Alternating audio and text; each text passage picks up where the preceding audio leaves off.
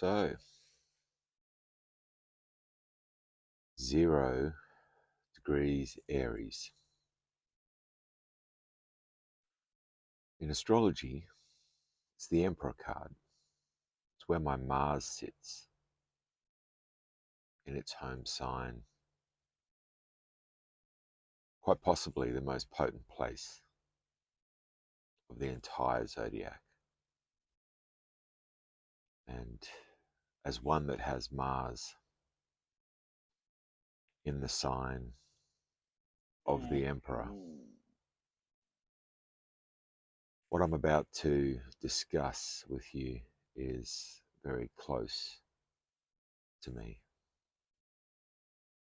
Quite possibly the most vital and lost archetype in this version of society that we have created today.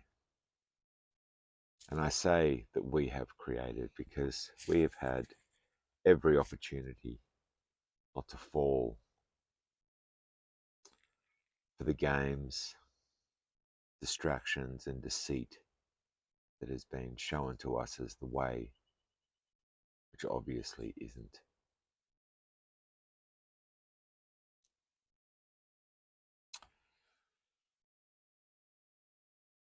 It's a beautiful archetype in this particular universe that has gone missing.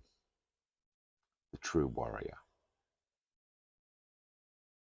It's very ancient in creation and is born from merging perhaps two of the most potent forces in nature itself, love and devotion.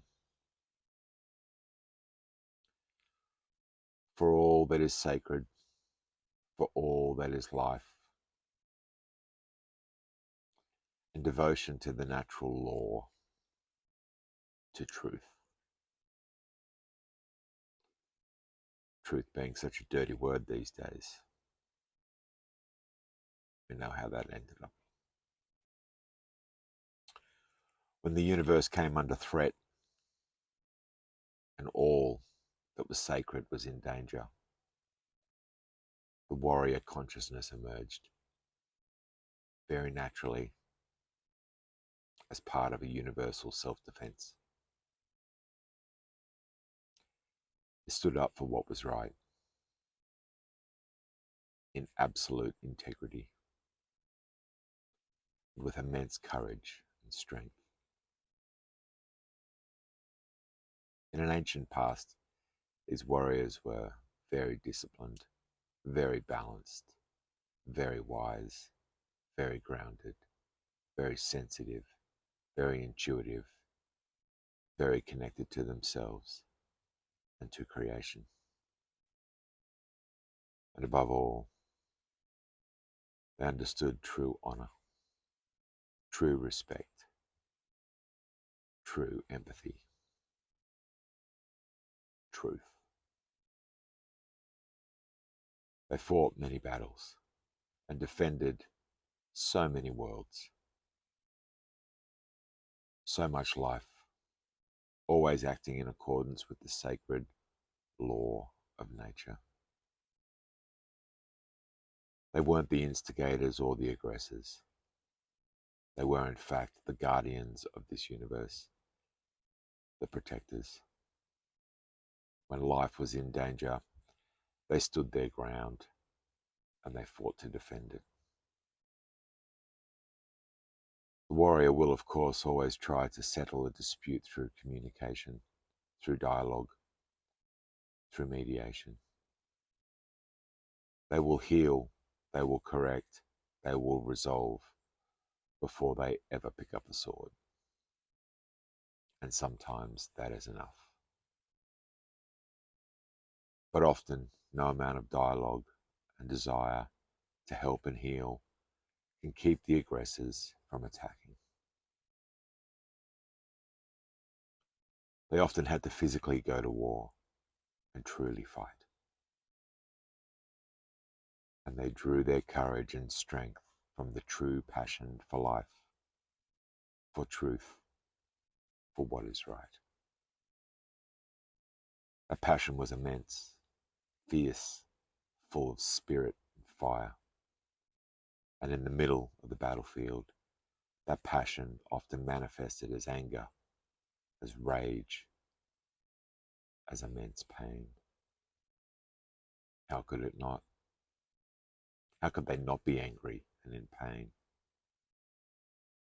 When you don't ask for war, but war comes to you anyway, to your family, to your home, and threatens to destroy everything without any form of consideration or respect, how can one not be enraged? How can you not be enraged? No warrior enjoys picking up the sword and going to war. They don't do it because they love it. They do it because they have to. Because their life and the lives of everyone they've loved depends on it. The true, authentic warriors have a deep respect for the act of war, but they never wish for it. The only thing they wish for is peace, harmony, and tranquility, and are willing to die for it. They wish for things to go back to their natural order. Humanity is at war, just in case you didn't know. A deep war. Whether we want to see it or not, we have been at war for a very long time. Longer than the couple of years that people have decided to voice their opinions. And those that know me long enough know why I'm an emperor.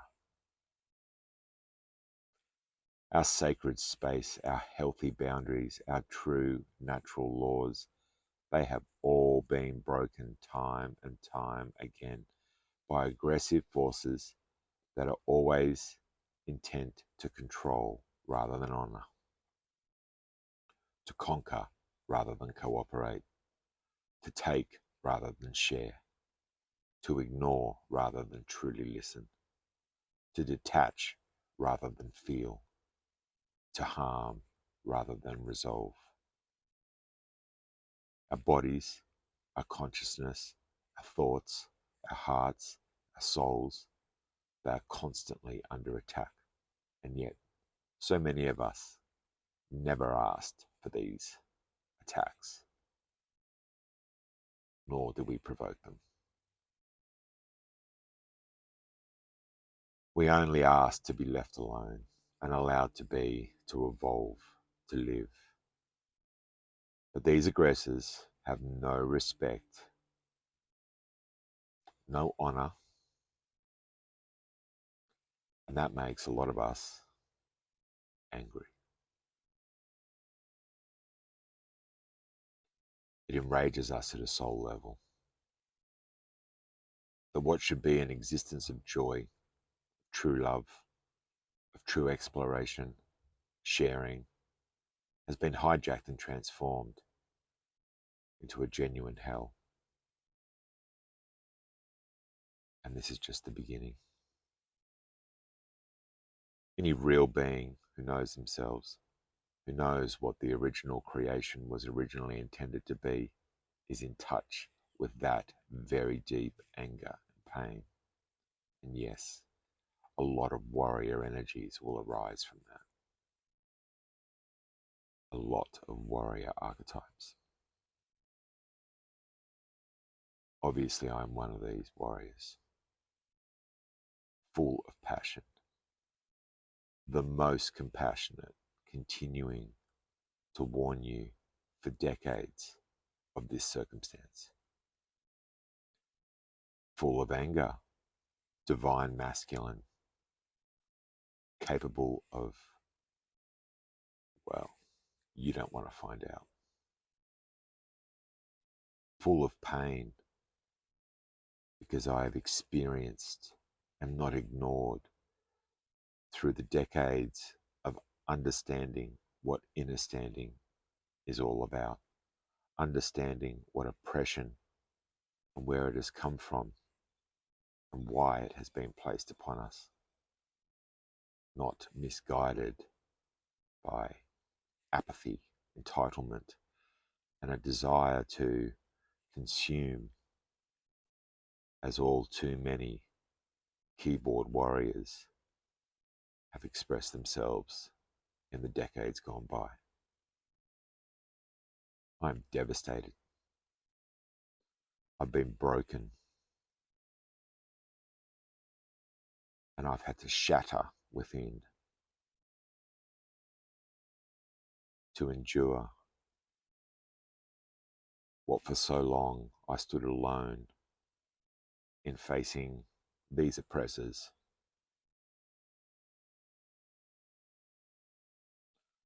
I've watched so much of life get slaughtered, get abused, tortured, traumatized, imprisoned, controlled, manipulated, distorted. It makes you damn angry. As I hold my sword, but I look around and I see almost no warriors left. Just worriers, the polar opposite. I am a healer. I see some healers. I see some caregivers. I see some explorers. I see some creators. I see a lot of plagiarizers. I see some rebels behind their keyboards, hiding in crowds of people that have had their jobs taken away, in which they fight for it then. But I see almost no warriors. This is an archetype that's been nearly exterminated.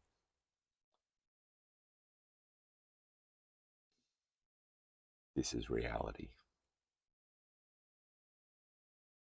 The true feminine and masculine warriors are all but gone.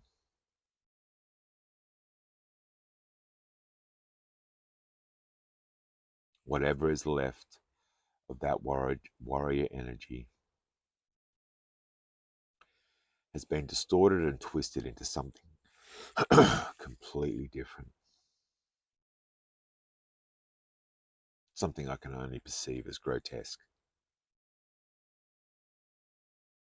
from an innate lack of understanding and an existential lack of inner standing as to why they existed in the first place. And I perceive those people as careless.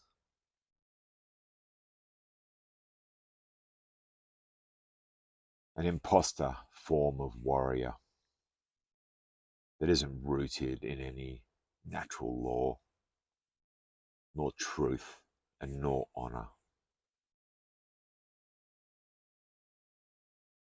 I cherish the fact that I am unfuckwithable.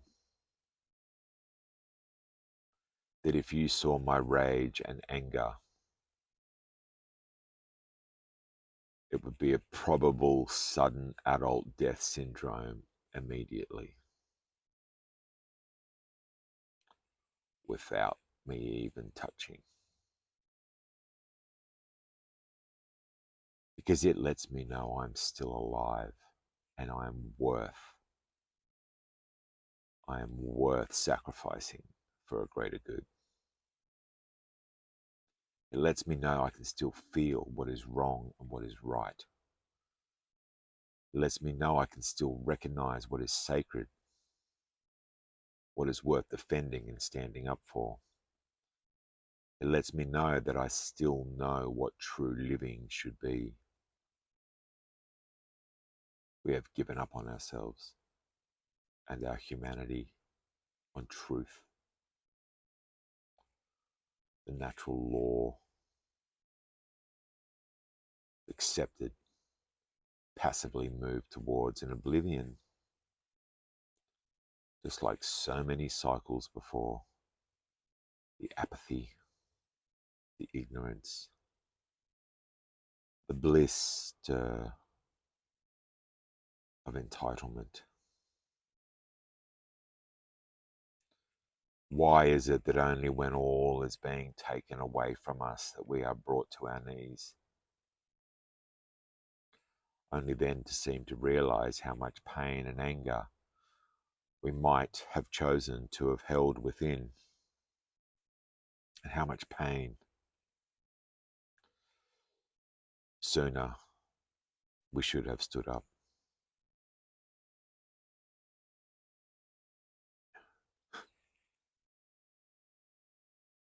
In my attempts to wake up the world with decades of radio shows, hundreds and hundreds and hundreds of radio shows, thousands and thousands and thousands of hours broadcasting this reality, and still just worriers.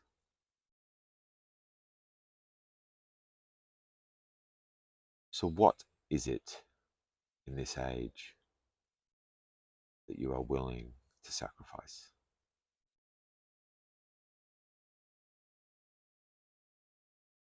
What have you already sacrificed?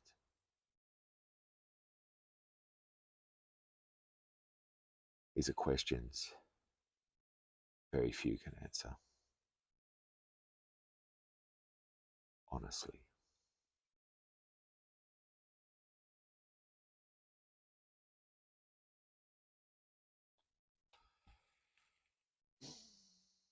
Zero degree Aries. It's the Emperor card.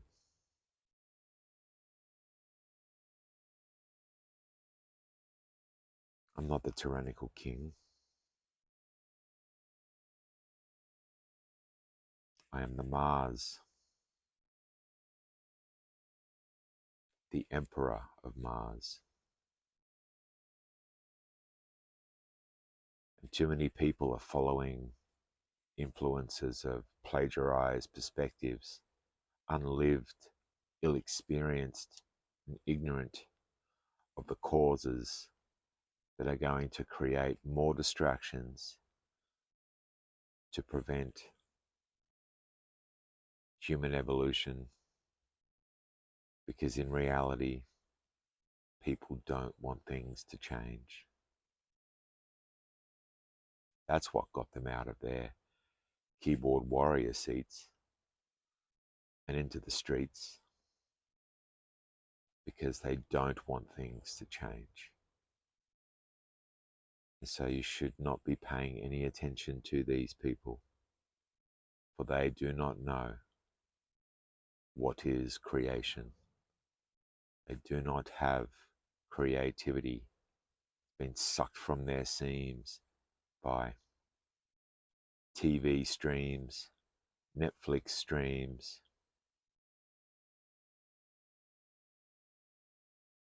yet it's all revelation of the method.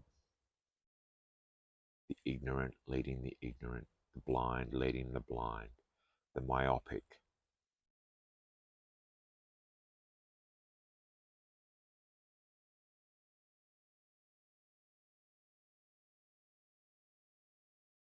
Pluto goes into Aquarius tomorrow.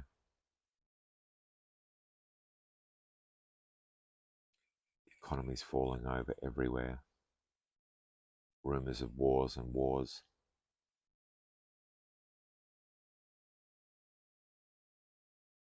What do you think these times mean? What are you willing to do?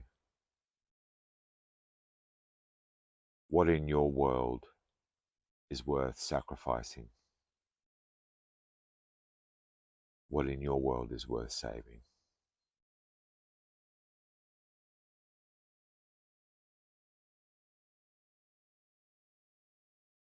To make peace, sometimes you need a big stick, like the facade of nuclear submarines and AUKUS deals, that'll come decades after it's already too late to use them. just in case you didn't know. Where do you get your news from? Those that feed it to you after you can do anything about it? Or the select few of us that have always known more and always shared?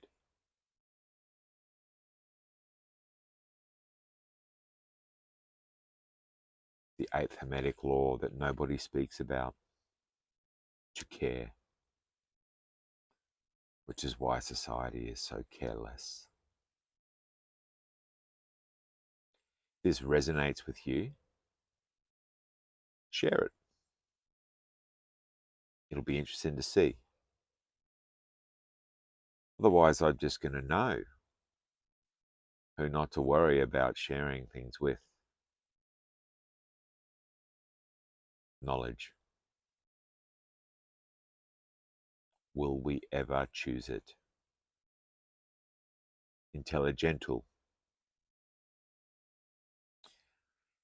instead of the toxic masculinity that everybody resonates with. Unfuckable by nature. By all means, test it. Bless.